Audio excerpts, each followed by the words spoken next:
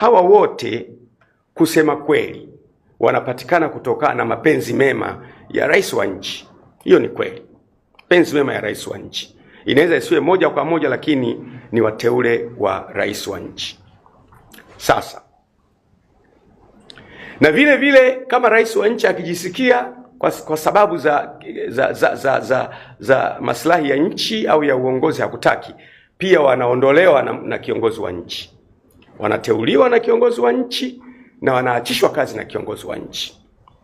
Sasa mimi nina mapendekezo yangu ya muhimu sana, na mapendekezo haya yasipoeleweka nitarudi tena kuongea na nyie. Mimi nawaza kwamba huyu mkuu wa chombo huyu, kwa mfano mkuu wa idara ya usalama, si ameteuliwa na rais, alafu huyu mkuu wa idara ya usalama anafukuzwa kazi na rais. Ikitokea huyu mkuu wa idara ya usalama amepishana na mheshimiwa rais kwenye jambo ambalo ni la maslahi ya nchi, sisi ni wanasiasa. Mheshimiwa rais au mwanasiasa mwingine yote angependa maslahi yake ya kisiasa ya shamili. Hakuna mtu mjinga duniani ambaye asingependa siasa yake shamili. Kila mtu angependa. Akaona liko jambo ambalo ama mheshimiwa rais ama mamlaka za nchi zinafanya kinyume na uzalendo wa Kitanzania. Halafu akashauri, bwana, mimi kama mkuu wa idara ya usalama wa taifa ninaona kwamba hili jambo linahatarisha usalama wa nchi, liachwe. Anafukuzwa kazi, anaondoka. Kwa sababu huyu naye mshauri mambo ya kizalendo ndio ana mamlaka ya kufukuza kazi, unaondoka, analetwa mwingine.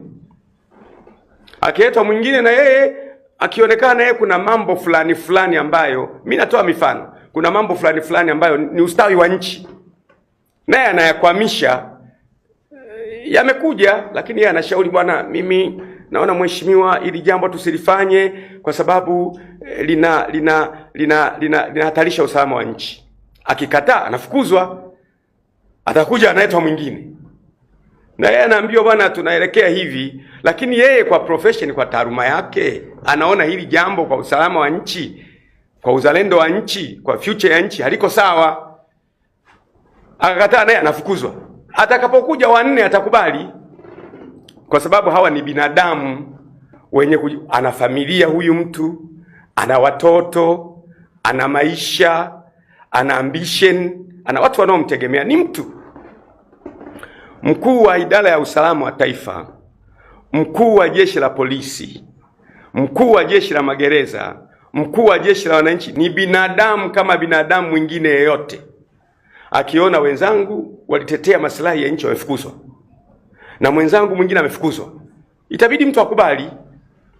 Mimi sisemi kwamba kuna mtu amekubali kuacha kutetea uzalendo wake akawatetea wanasiasa. Mimi nakupa mfano kwamba atakubali.